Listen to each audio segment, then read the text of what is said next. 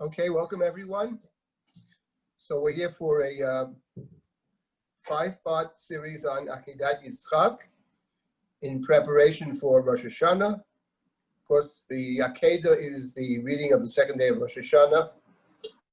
And it's actually not clear. The Gemara talks about the reading on the first day of Rosh Hashana. On the first day of Rosh Hashana, the Gemara says we read Vashem Palkadet Sarah, which is chapter 21. And then, for those who have the second day, in the Torah, Rosh Hashana is one day. It's observed 2 days for different reasons. Didn't know exactly what day it was or whatever. So on the second day, we read Akedat Yitzchak. Achar hadvarim ha'eleh. It's actually not clear when you have 1 day of Rosh Hashana what they read on the first day. You start with Vashem Palkadet Sarah, which is chapter 21. The Akedah is chapter 22. So it's conceivable that they read both on the first day, and later when they had 2 days, they split it into 2 parts, or perhaps not. But in any event, be that as it may, we are reading the Akedah on the second day of Rosh Hashana, so it's appropriate, therefore, as part of the Elul program, in preparation for the high holidays, to focus in on the Akedah. And the Akedah is an important story within the context of the stories of Abraham. It's the last time that God speaks to Abraham. It's an important story in the book of Bereshit in general, as we shall see.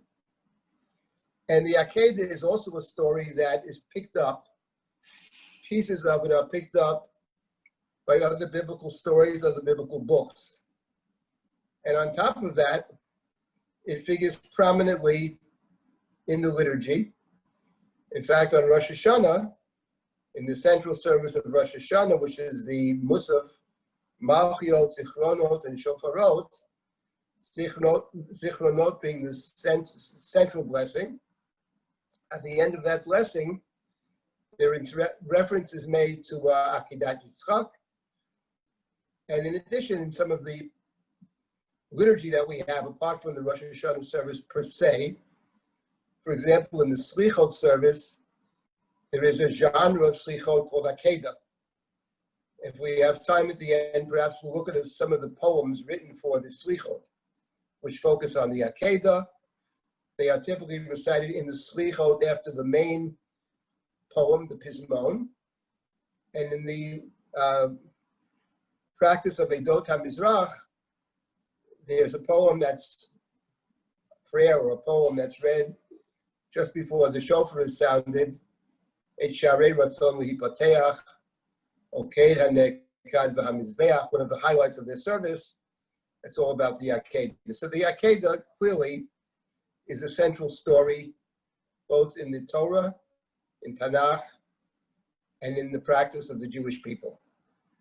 So I wanted to begin with chapter 22. Let's look at chapter 22. We'll see how long that takes. Certainly this week. And then afterwards, after we finish with that, to look at other stories within the Bible. We can't pick all of them, that pick up pieces of the Akedah, and they cast the light, looking back at the Akedah through that prism. They cast the light on the Akedah, and then if we have time at the end, to look at some of the liturgical pieces in the Slichot that are picking up different pieces of the Akedah, different ways to present the Akedah. So we'll begin today with the actual text in chapter 22. Let's see how far we get. Chapter 22 begins, Vayihi achar hadvarim ha'eleh v'ho Elohim nisa et Abraham. After these things, says the Torah, God tested Abraham. Nisa is a test, and Nisayon is a test. And here the Torah speaks for the first time of a test. There is a tradition that Abraham was tested 10 times. It appears in Pirkei Avot, it appears in Pirkei Rabbi Eliezer, other places as well. But in point of fact, the only place the Torah speaks explicitly of a test is right here in chapter 22. After these things, God tested Abraham. So the first question is, after what things? Achar hadvarim ha'ela, after what? So here we have an interesting disagreement between Rashi and the Rashbam. And let's begin with Rashi.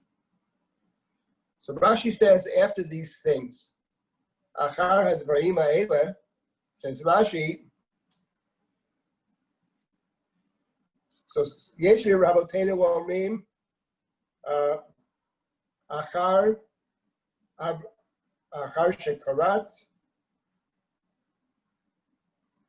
Abraham Britla, I'm sorry, Achar Dvarav Shel Satan, Shayam Kadreg V'Omer, Mikol Suda Shasa Abraham, Lo Ekriv Lefanecha Parecha Le'Wayel Echad, Omar Lo Kum Asa Elo B'Shvil B'no, Elo Hayiti Omer Lo, Saveach Oto Lefanai Lo Yam Ma'akev.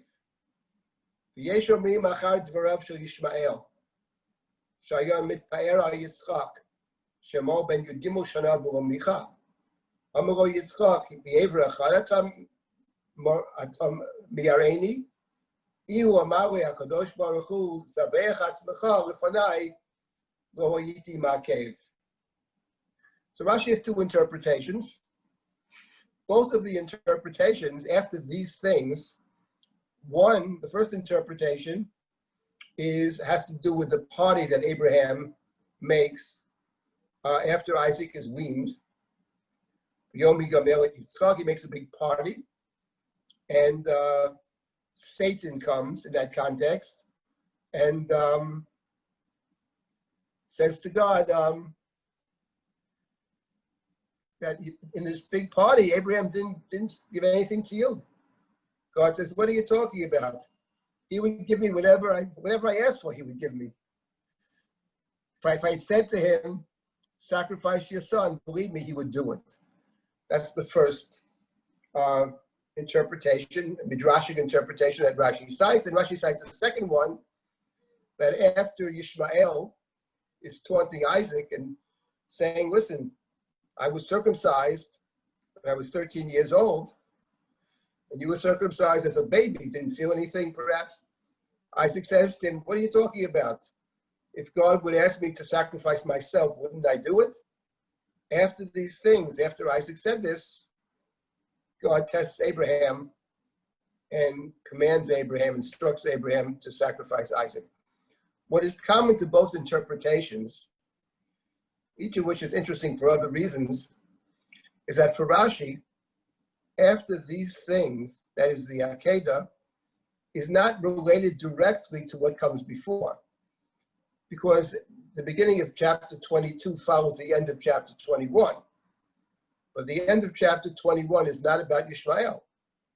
The end of chapter 21 is, we are told that Avimelech, the king of the Philistines, comes to Abraham and makes a treaty with Abraham. That's the end of chapter 21. There's a treaty between them. We'll get to that. But Rashi is not looking in that direction. Rashi says that the story of the Akedah is to be primarily connected to what happens earlier in chapter 21, namely the birth of Isaac and the conflict with Ishmael. That itself is interesting. By the way, the first interpretation that Rashi cites, that fundamentally the Satan, is challenging the righteousness of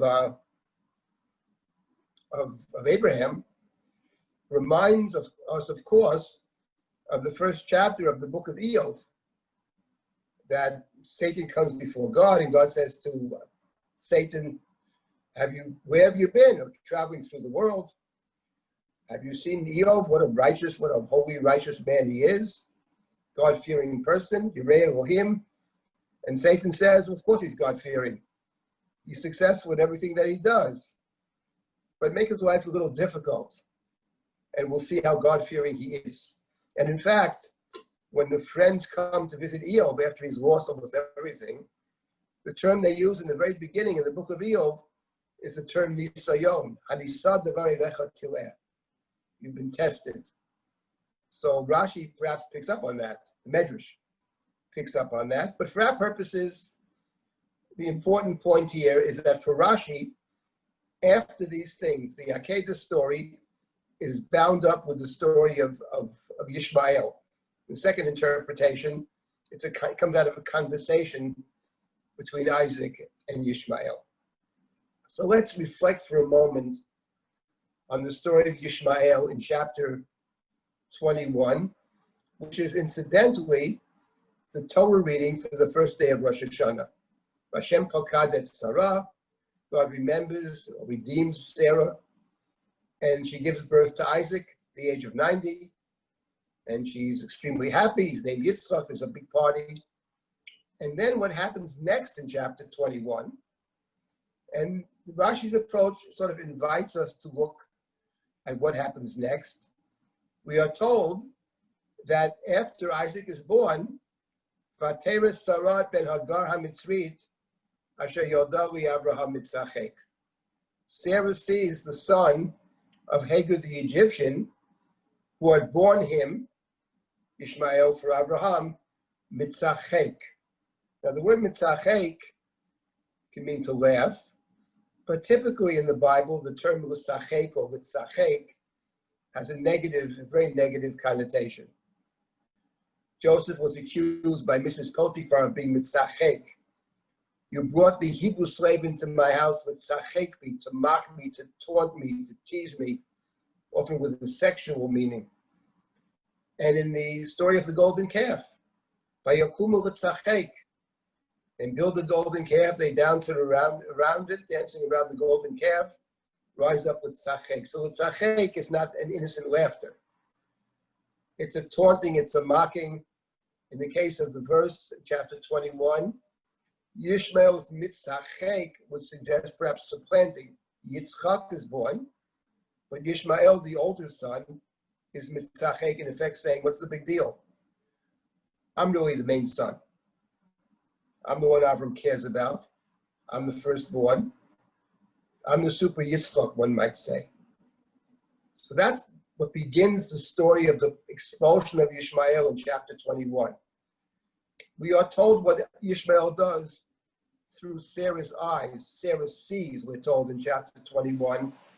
And what she sees is the son of Hagar being Mitzachek. We remember, of course, that earlier in the Abraham narrative, in chapter 16, after Sarah gives Hagar to Abraham, Hagar is to be a kind of surrogate mother for a child that will be Sarah's child. That's Sarah's plan. And after she gets pregnant, the Torah says, "Vatekel gevita b'eineha," Sarah becomes light, of no worth in the eyes of Hagar. Sarah was married many years, no children. Hagar's married briefly and is expecting a baby. So Vatekel, she seems light. Light means not of worth. Heavy means worth something. Light means worthless. And Sarah gets very angry in that chapter. We remember, angry at Abraham. Chamosi alecha, she says, the wickedness is upon you. I gave you this woman. And when she saw she was pregnant, for a cow b'eineha, I was light in her eyes. Yishpot Hashem b'nil b'einecha, chapter 60, may God judge between us, me and you, Sarah and Abraham. And Abraham says, do whatever you want. In effect, I don't care about her. Do whatever you want. And Sarah vataneha, Sarai vatevrach mipaneha, Sarah abuses her, afflicts her, mistreats her, and Hagar runs away. That's the story. So now in 21, when Sarah sees the son of Hagar the Egyptian, Mitzachek, mocking, she's seeing it, and we're told in the text, through her eyes, but she's not just seeing Ishmael being Mitzachek. She's seeing the son of Hagar being Mitzachek. It's in the genes, it's in the family. So the anger is directed not just at Ishmael, but she sees this as a trait that he inherits from his mother and follows in her footsteps. And she goes back to Avraham in chapter 21, and she says to Avraham in chapter 21, Garesh ha'mazot v'yet banah, chase out, send out the slave woman and her son. She combines the two. Ki lo yirash ben ha'amazot b'niyim Yitzchak, was the son of the slave woman should not inherit with my son, with Isaac, chapter 21, verse 10. Torah says, Vayera hadavar mi'od b'yanei Abraham avodot b'no. Verse number 11, the matter was evil in Abraham's eyes on account of his son. It's interesting. The Torah could have said on account of Ishmael. It says avodot b'no, his son. He has two sons. The word b'no is ambiguous, but the context disambiguates. It's clear that b'no means Ishmael. He's very upset. Vayera, it is evil in his eyes on account of his son. He's not concerned about Hagar, but his son's another story. Ishmael was the answer to Abraham's prayers. Ishmael, Abraham named him, God has heard me. God has responded to my prayers. So when the Torah says, Vayera hadavar mi'od b'yanei avodot b'no, what that translates into is he's not going to do it. Sarah says, chase out Ishmael, the mother and son, but the matter is evil in Abraham's eyes. He has no intention of listening to Sarah in this case. And at that point in time, God steps into the equation, and God says to Abraham, in the continuation of the story, God says, God says,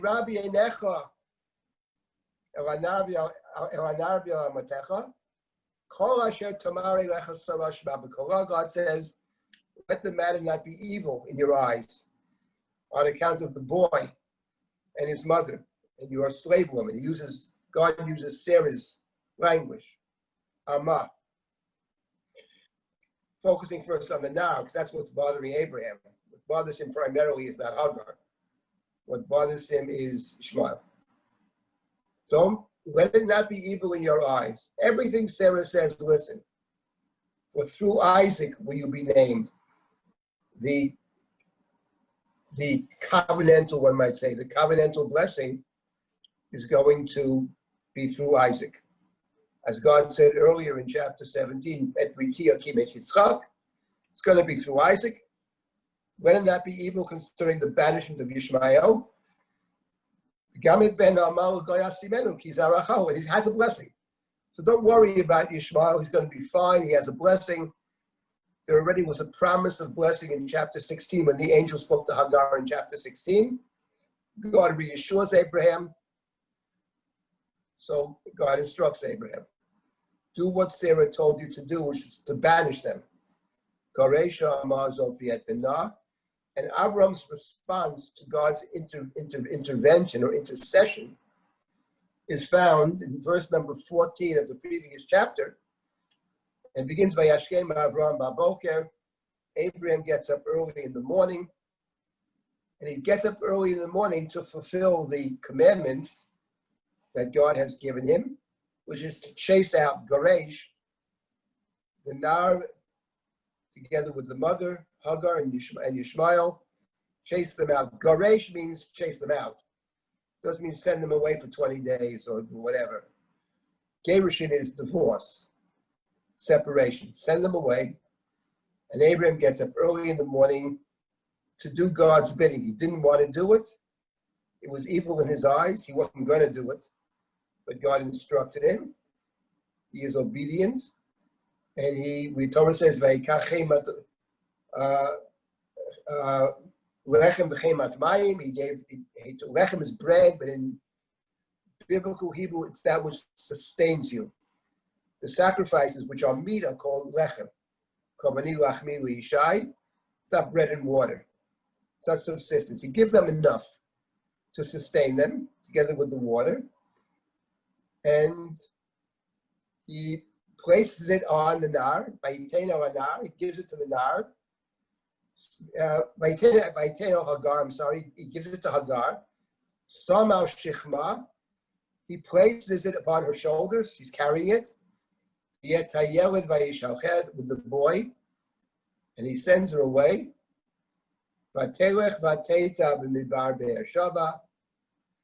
She wanders, she wanders a lost person in the desert of Beersheba. And what happens next is she runs out of water. Vayechu hamayim min hachemet, vatashlechet hayeled tachat achad hasichim, and she throws the boy onto one of the shrubs, and she stands a distance away. She sits down across from her child. I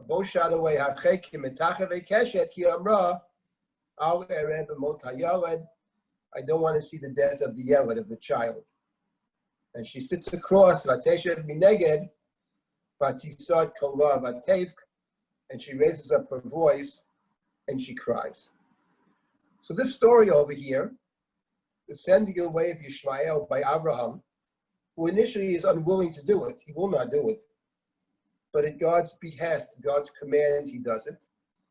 And his fulfillment of God's command begins with Vayashkem Abraham Baboker, and any reader of the Chumash sees immediately that chapter 22, the Akedah, begins precisely the same way. God gives instruction, we'll get to that, in the beginning of chapter 22. Take your son, your only son, bring him up as a sacrifice, walk to Har Moriah, and Abraham's response to the command to sacrifice his son begins with the words, Vayashkem Abraham Baboker. He gets up early in the morning. The rabbinic understanding of that is at the first possible moment he could fulfill the command. He does it in a very immediate response. He's a zariz. He hastens to do God's bidding, and that's a parallel.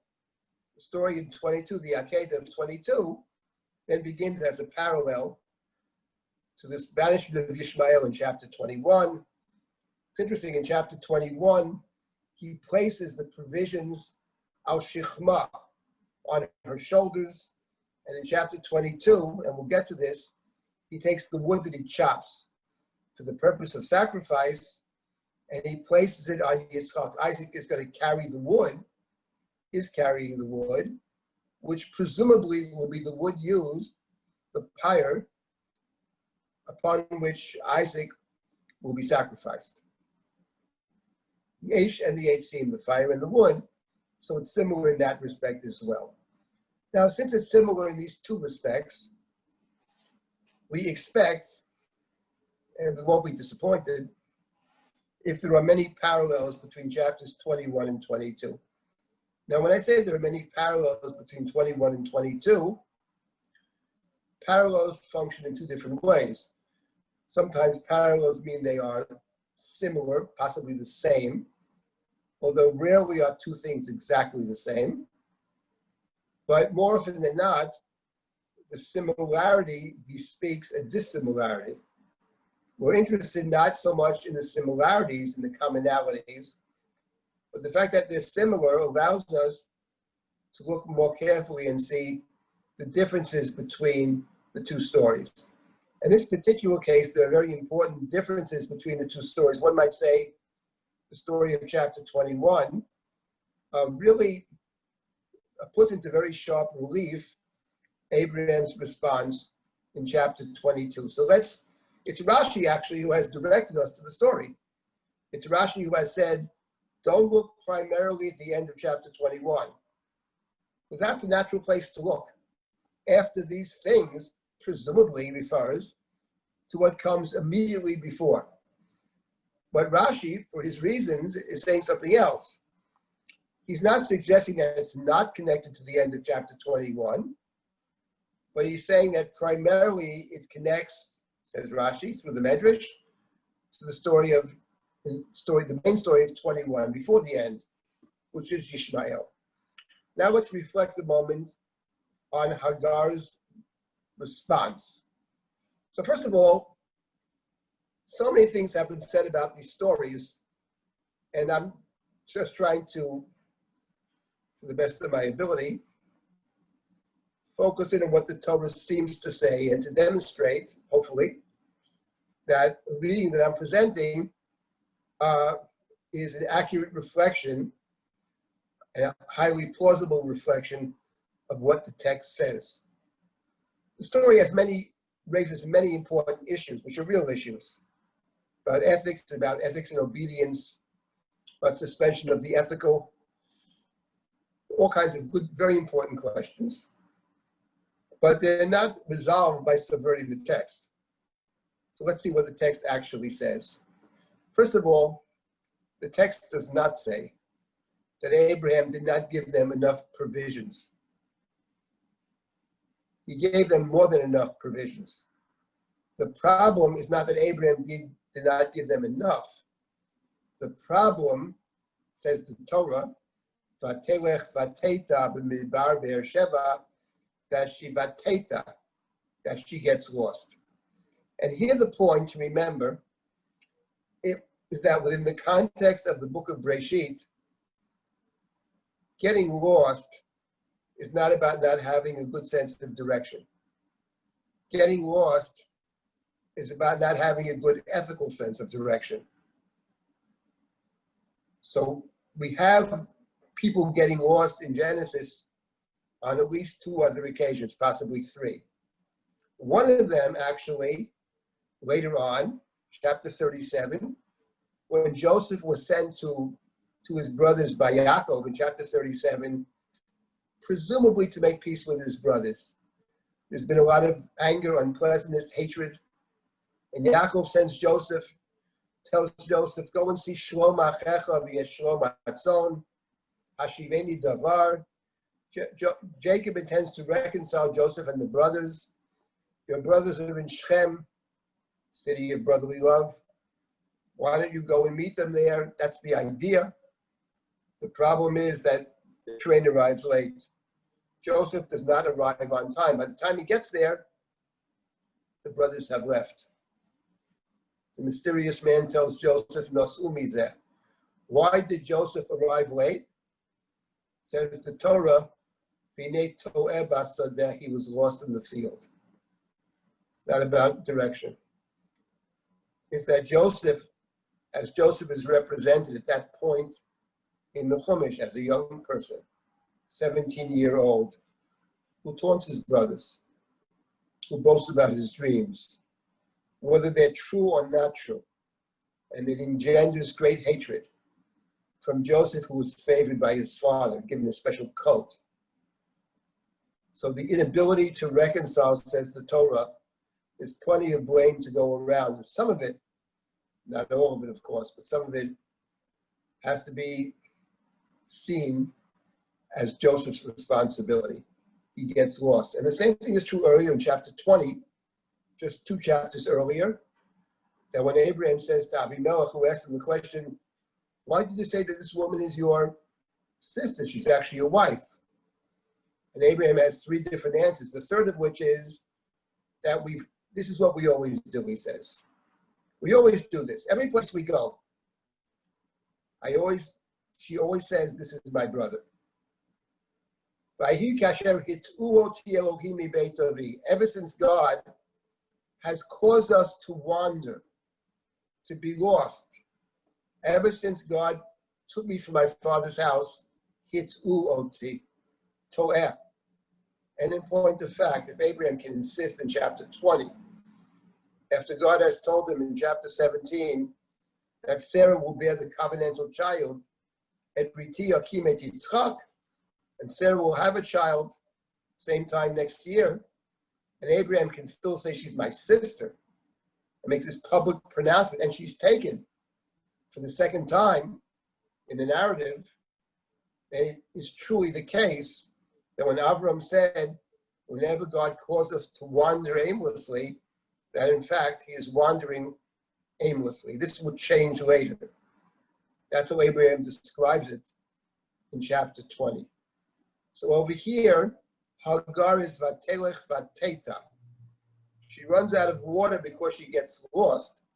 And the getting lost is an ethical getting lost. There's something about not having a sense of direction in the deep sense of direction. And this actually, in the story, plays out in a very interesting way. After she gets lost and there's no water in the desert, no water in the desert, extraordinarily dangerous. She takes the yeled, the little boy, and she places him under the shrubs. Interesting, by the way, is that when God speaks about Ishmael, God called the child a nar. Now, the word nar can refer to a young person, can refer to an older child. Isaac at the Akedah is called a nar.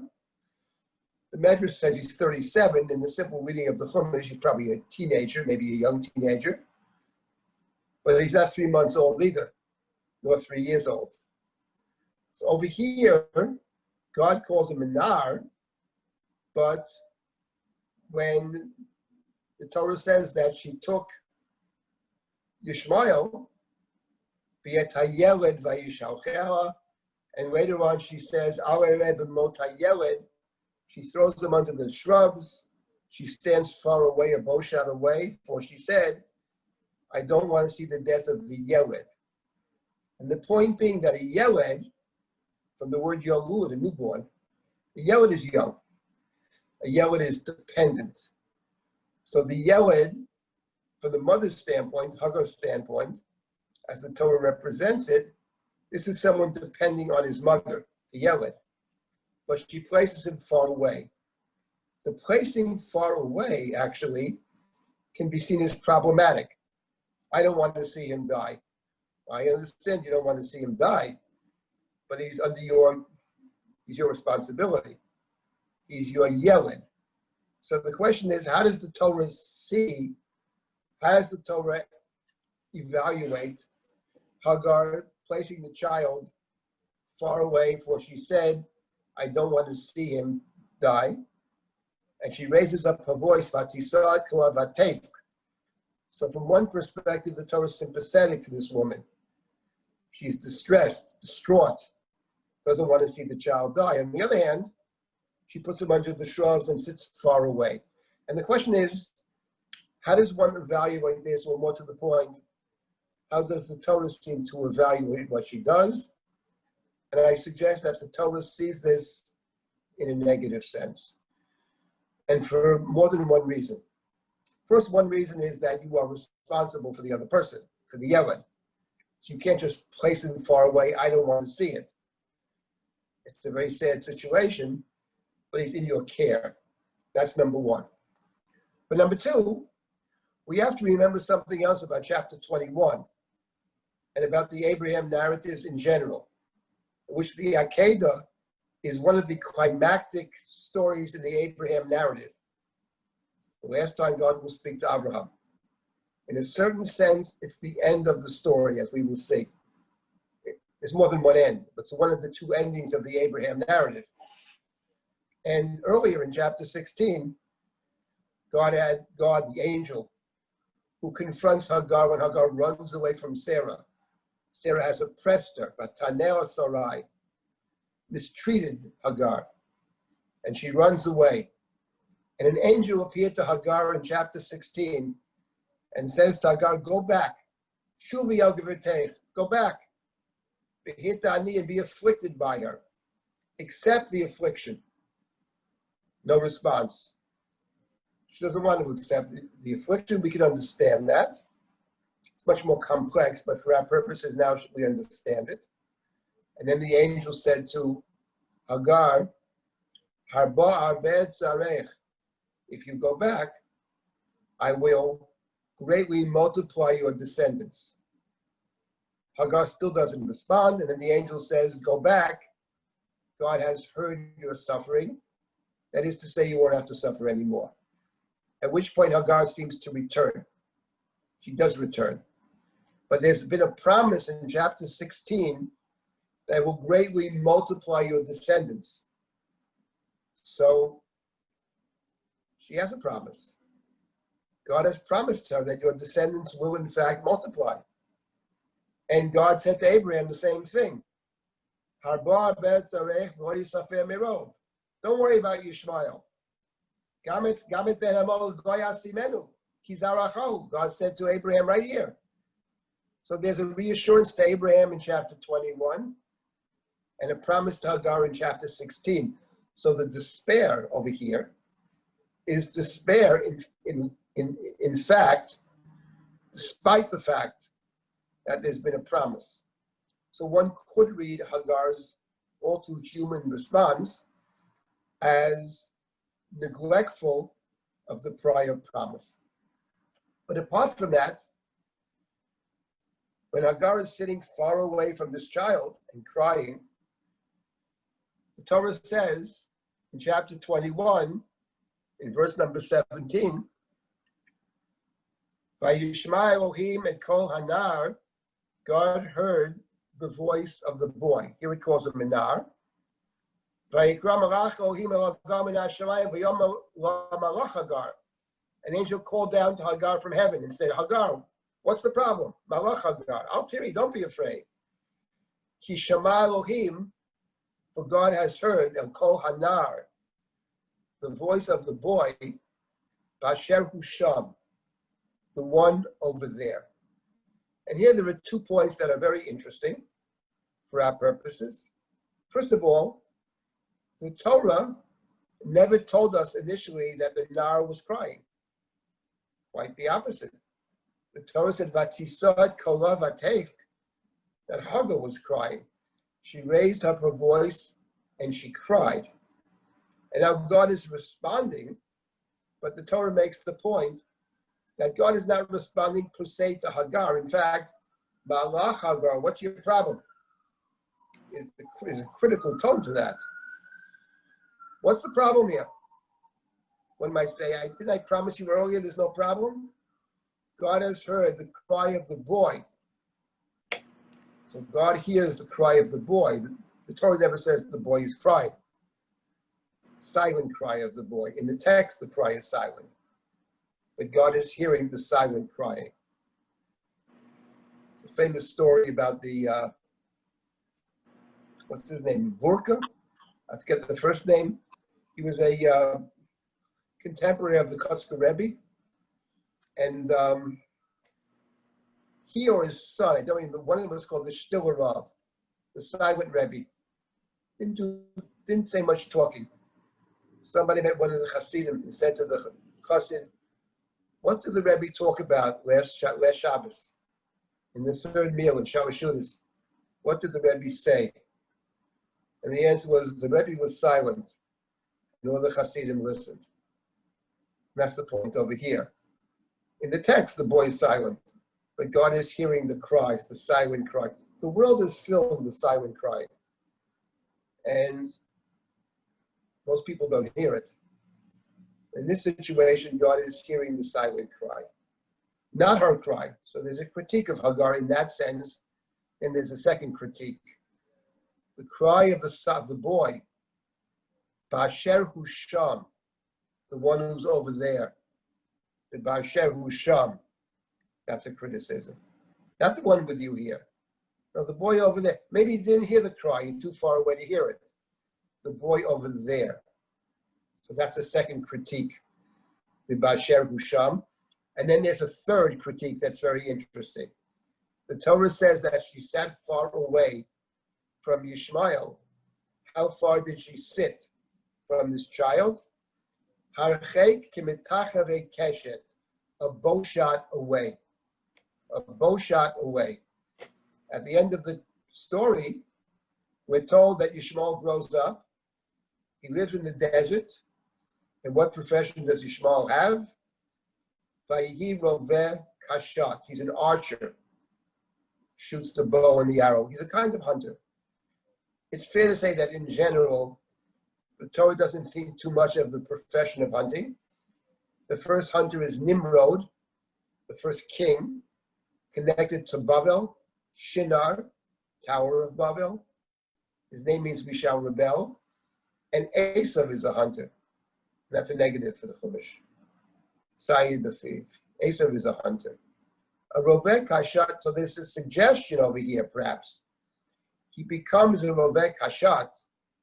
The Torah connects it in one form or another to the fact that his mother sat Harchek Kimitachave Keshet, far away, a bow shot away, whatever that distance is. But Harchek, there's a distance. the distant mother, the distant parent. This is the description of Hagar. On the other hand, the Torah is never black and white, or almost never, not with the important characters, and the story engenders our sympathies. The fact of the matter is, this is a very important point for the study of the Abraham narrative in general. Our focus will be the Akedah. But in point of fact, the story of Ishmael is a tragedy. Because had things been different, Ishmael would have been Abraham's successor. But there is a misbehavior on the part of all the major actors, the major players in the case of Ishmael. There's Sarah who afflicts Hagar. Vata'aneh Sarai inui. That's a strong word in the Chumash. There's Hagar who mocks, who belittles, who looks down. And there's Abraham who in chapter 16, when he's told, the wickedness is your fault, Abraham. The fact that I am treated lightly, belittled, I am cow, of no worth, I blame you. And of course, part of the blame that Sarah is treated lightly, disrespectfully, goes back to the very first story in chapter 12, the first time Sarah was taken. It went down because there was a famine. And the Torah says, Ki kaved hara'av ba'aretz. There was a heavy famine. And Abraham goes down to Egypt, aware of the problem that might occur to them, to Sarah being taken, and to Abraham being killed. And it's manipulated in such a way that he has a plan, saying that you're my sister. It doesn't work because Pharaoh takes her. And Abraham is deported afterwards with Sarah. V'Avram kaved ma'od. He was very heavy. He was weighed down with gold and silver, cattle. That's the story of kaved. When you're traveling, you don't travel too heavy or too light. So the cow and kaved. And when Sarah says to Abraham, it's your fault, Abraham's response is, Asiyah tov b'yeinayach, do whatever you want. There's a not taking responsibility. Then Ishmael is mitzachek, is a mocker. So there's plenty of blame to go around. You can look at the history and say, how do we end up in this mess? Which is not a bad thing to do sometimes, but however we ended up in the mess, whosever fault it may be, and typically it's many people's fault, at the end of the day, Ba'asher Husham means right now, you have to act. And the banishment of Ishmael is seen as the correct move. How do we know it's correct? Because God said to do it. Abraham will never do it because it's evil in his eyes. And God says no. Everything Sarah says, listen to. Kol asher tamar lecha sarashma b'kolah. The first time when Sarah said, take my slave as a wife, Vayishma Avram l'kol Sarai. Abraham obeyed. Abraham listened. Says God, you listened the first time. Now you listen here as well. Why? Because Ishmael, as he is now, in the situation that we find him now, is an impediment to moving forward. As long as he's around, Abraham will never see. And in order for the covenant to take place properly, Abraham has to see and understand. So therefore, the banishment of Ishmael is a sad prerequisite to what has to happen covenantally. And this is not to say that nobody in the picture bears some responsibility for the tragedy. Everybody does. But nonetheless, you act now, given the present reality and the present situation. That's a very important point in the Chumash. I think it's a pretty important point in life in general. But in the Chumash, it's very important. It's the leading to the Akedah. Now, if we think about the story of Abraham in conjunction with the story of Ishmael, in particular, the story of Hagar, and suddenly we notice certain things that are very interesting. And one of them is that at the Akedah, one of the main foci of the Akedah is Abraham's ability to see. In fact, in chapter 22 in the Akedah, twice we are told that Abraham sees. The first time is verse number 4. He's traveling towards Haram Moriah, a 3-day journey. Vayaret hamakom merachok, and he saw the place from far away, from a distance. He's able to see from a distance. And later on, when the angel calls down and says, do not harm the child, al tishlach yadcha lanar, he picks up his eyes and he sees the ram entangled in the brush. Achar could mean afterwards, perhaps behind. Usually in this context we mean afterwards, but he lifts up his eyes and he sees. One gets the sense that he knows it has to be there. Each of these 2 times, the Torah uses the same expression, Vayisa Avraham et einav, he lifted up his eyes and he saw. Now, in the case of Hagar, what's very interesting is that after the angel speaks to Hagar in chapter 21, what's your problem, says the angel. God has heard the cry of the boy, the one over there. And the next verse, in chapter 21, the angel says, Kumi siyatana, pick up the child. Hachaziki yet yodech, hold your child. That's again a critique of the abandonment. Ki goy godol asimenu, I'll make him a great nation, which was the promise in chapter 16. And then the Torah says, Vayivkach Elohim et einah, v'ateret b'yermayim, God opened up her eyes and she saw a well of water. God opened up her eyes means probably the well was always there. It doesn't say she lifted up her eyes. With Abraham, it's all about perception. He lifts up his eyes in those 2 cases and he sees. But in the case of Hagar, she doesn't see. Her eyes have to be opened. And even the suggestion that perhaps she's sitting on top of the well, doesn't know it's there. So God has to open her eyes. So there's a lack of perception. And when you read 21 and 22 together, something else is very striking about chapter 22 in light of chapter 21, and that is a phrase that appears twice at the Akedah, in sharp contrast to chapter 21. As they are walking together, that is Abraham and Isaac, the intended sacrifice. And the Torah says in chapter 22, as they're walking, Vayelchu shnehem yachdav, the 2 of them walked together. They walked yachdav. And in that story in chapter 22, after we're told they're walking together, it's in chapter 22,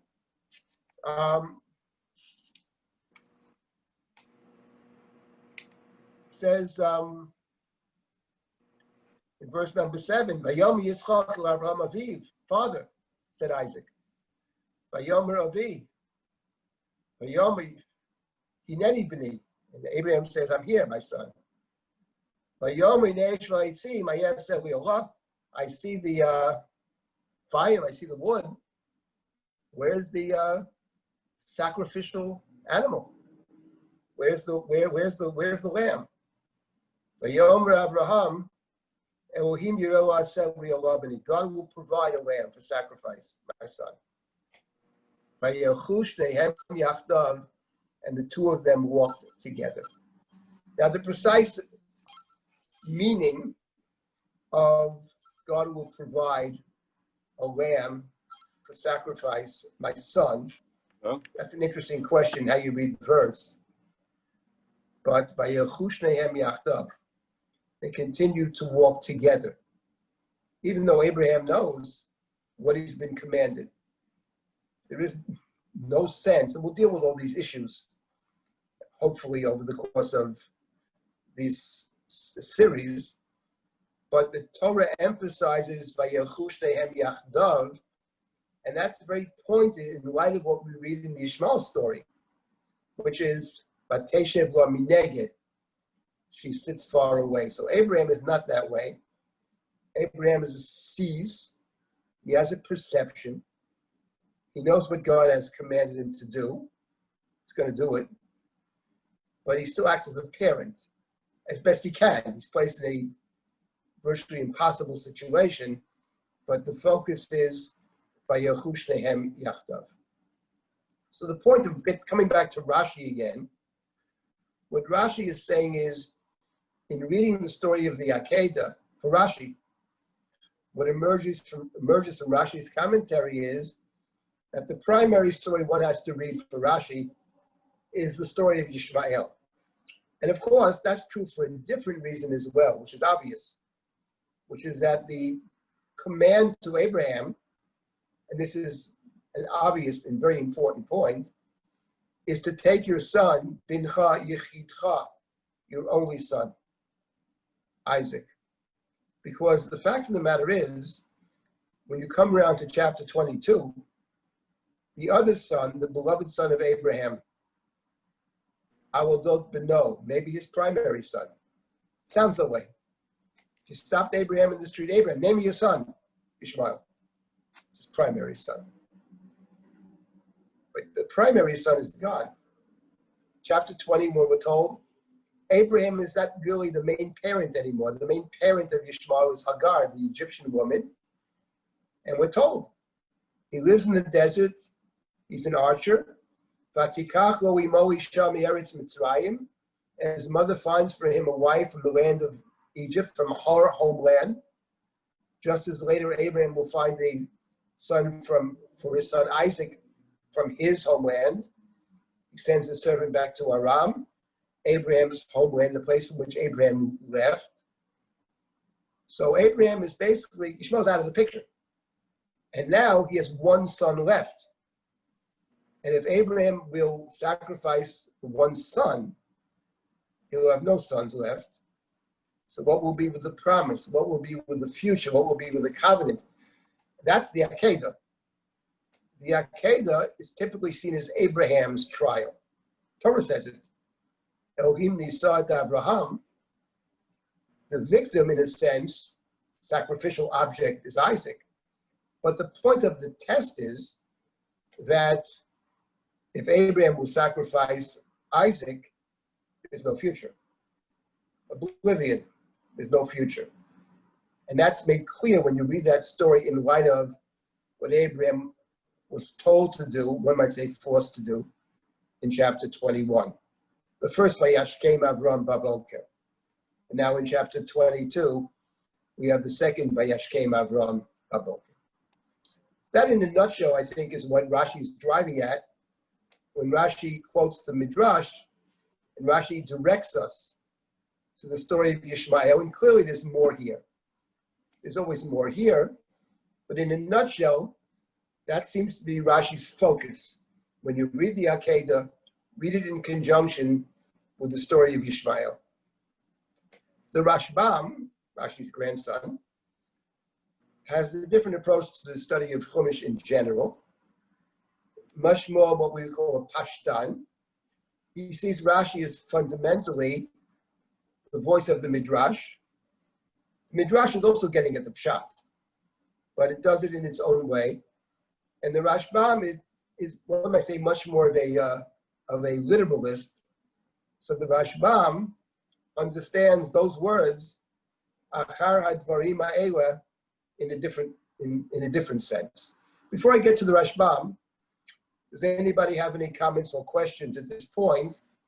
If you do, you can unmute yourself or whatever. Now, if you have a question or comment, I'll try to respond. Or a chat. Silber, I have a comment. Just noticed the interesting use of the word to'eh in the sisterhood story of Avram and Sarah and the brotherhood story of Yosef and his brothers. And I'm wondering if there's a connection thematically in that regard to those two stories and also to this story, because there is a brother relationship here that we're talking about ultimately between Ishmael and Yitzchak, or how whether you see a connection between the use of that word. I don't know. I have to think about that. And since when you made that comment, it reminded me of a suggestion that Devorah, my wife, made about the word Toeh in Sefer Bereshit, that she suggested perhaps there's a fourth occurrence of the word Toeh. maybe it's related to what you're saying. It's when Rebecca says to Yaakov to dress up as Esav and to take the blessing. And Yaakov says to Rivka in chapter 27, how could I do such a thing? If I do that, my father may realize that I'm not Esav, and he'll give me a curse and not a blessing. Now, the word mitateya is a very interesting word. It's a kind of a double to'eh. And what's interesting is that, once again, it's a critical moment. There is something related. Chapter 27 and 37 are connected in the sense, and maybe here as well, that the question in both of those stories is, how does the blessing proceed? Who is the recipient of the covenantal blessing? The case of Yitzchak has twins. Is it Yaakov or is it Esav? And the question is, how is Yaakov, who actually is the appropriate one to receive the blessing? He may go about it in the wrong way, but there's an unwillingness to do it. He says, he puts it in terms of, maybe it's not worth it. Maybe I'll get a curse and not a blessing. In the case of Yosef being sent by his father to the brothers, and there, the blessing has to be given to all the sons, not just to some of them. And the issue of Toeh over there possibly precludes this. And the case, of course, of Abraham and Sarah, she's the covenantal partner. But Abraham, at least in chapter 20, doesn't seem to recognize that fact. Proof in the pudding is he says she's my sister. And she's taken a second time, which is actually mind-boggling. So maybe what they have in common is that what it's really about is in the book of Breshit, which is about the covenantal blessing and how it passes on from either from one generation to the next, or passes to all the brothers together to create a kind of community, which is the fourth generation. So in each of those cases, there are challenges in terms of perception, understanding, etc. I think that probably something along those lines is the way to proceed here. So, thank you for the question. Anybody else? I have two comments. Yes.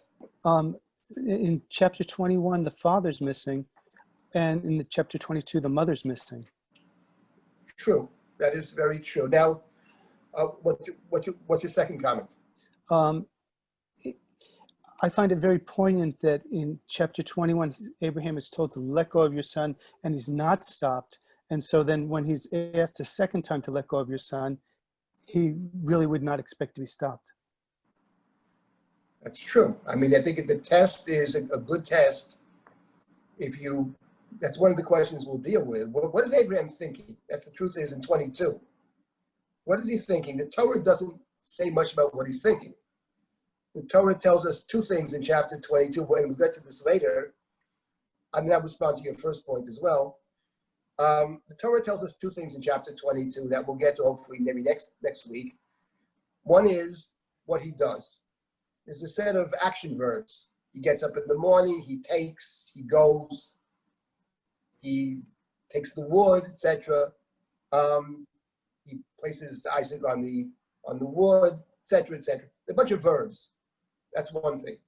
The second thing the Torah will say in chapter 22, and we'll get to this hopefully next time, is what he says. Abraham speaks twice in chapter 22. He speaks first to these two boys that he takes with him. He says, you wait here. We're going to go there and come back. That's the first thing he says. And the second conversation is when Yitzchak says to him, Father, where's the sacrifice? God will provide a sacrifice, my son. So what Abraham seems to be saying, if we take him at his word, what he's certainly suggesting here is that he thinks there's certainly a good possibility that Isaac will not be sacrificed. In the first instance, he says, we're going to come back here. I'm going to return to you. We, plural, will return. In the second instance, he says, God will provide. So that really raises the question, what he's thinking. We don't know. The Torah doesn't give us his inner thoughts, as it often doesn't do, but it does say what he does. Everything he does points to the fact that he will sacrifice Isaac. Everything he says, the two times he speaks, suggests that he thinks he won't have to sacrifice Isaac. That's one of the questions in chapter 22. I'm not sure it's resolvable, but I think the Chumash at least raises the question for us. Now, as far as the place of Sarah in chapter 22, I don't know how far we're going to get with all this. What's interesting is that she is conspicuously absent, given the fact that Hashem Pokanet Sarah, Kasher Amar, God is remembering Sarah, and the story is very much about Sarah. And then in 22, Abraham seems to go off without consulting his wife. Where are you going today, honey? You know, oh, we're taking a little trip. I mean, he doesn't tell her anything. In the text, he says nothing to Sarah. There are all kinds of midrashim that when she finds out she dies of shock, etc. But what is very striking, I think, is that she's not present. Now, what's interesting is, if we have a chance to look at this, I don't know how far we're going to get. One of the things I hope we get to is that the Akedah, apart from being in the davening of Rosh Hashana, in the central blessing of Rosh Hashana, it's also found within the slichot. In fact, there's a genre of slichot called Akedah. And what's interesting is, if we have time to it, I wanted to pick out 3 Akedot to look at, 2 from the slichot service, and 1 from the poem recited by the Edot Mizrach before the shofar. And they're very different. And the Sephardic poem, which is very powerful, Sarah is actually brought into the story. Isaac says, Abraham's about to slaughter his son Isaac as a sacrifice, and Isaac says to him, what are you going to tell mommy? It's actually there, you know, what are you going to say to my mother? So the fact of the matter is, and this is just the reality of Sefer Bereshit, it's a patriarchal book. The blessing is passed down from father to son. The women have more insight how the blessing works. But at the end of the day, they can't bless. Rebecca may understand it's Jacob, but in the Chumash that we have, she can't bless Jacob. So she has to somehow set it up so that Yitzchak will bless Yaakov. But the blessing itself, she can't give. So that's an important point you're making, and it really raises some larger issues. Let me just say where we stand so far. I thought we would accomplish a little more today. I mean, learning, what can we do? I want to start next time with the Rashbam. The Rashbam is very important. Then I want to suggest 2 other potential meanings of after these things.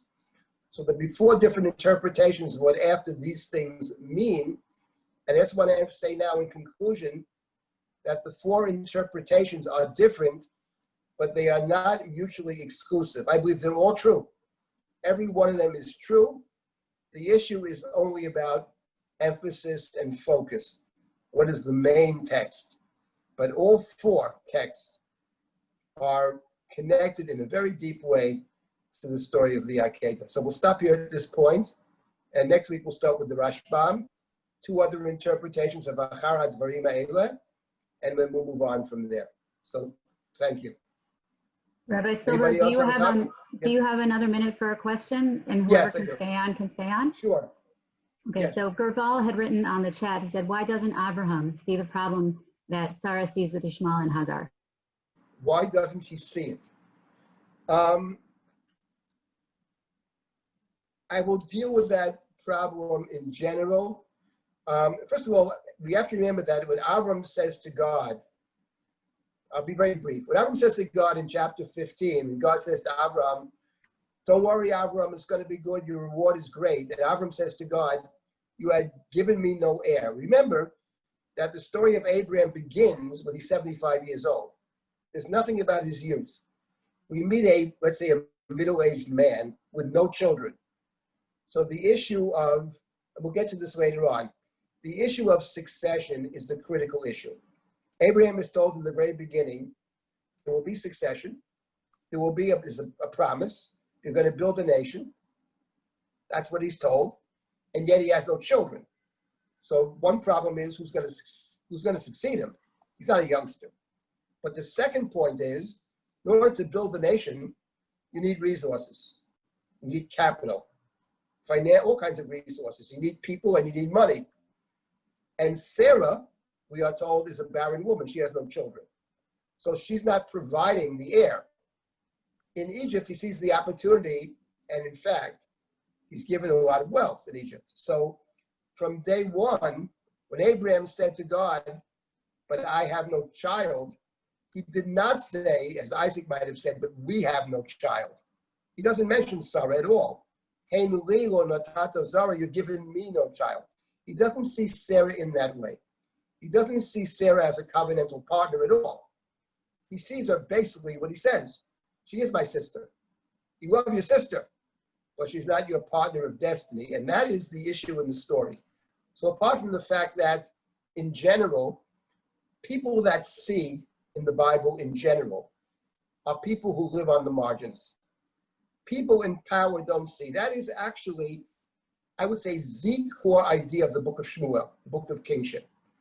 Apart from everything else, people who have the power can't see. The people who see better are the outsiders see very clearly, primarily because they're not vested. The book of Samuel has two kinds of outsiders. There's the prophet, and there are the women, Chana. The childless woman's even better. She stands on the absolute margins. She's not vested. She gets nothing out of society. And those people see very clearly. So the women in Genesis are no different. They see perfectly well. They don't have the power to give the blessing, but they have a very profound understanding of how the blessing has to work. We'll pick up on these themes later on. I'll stop at this point.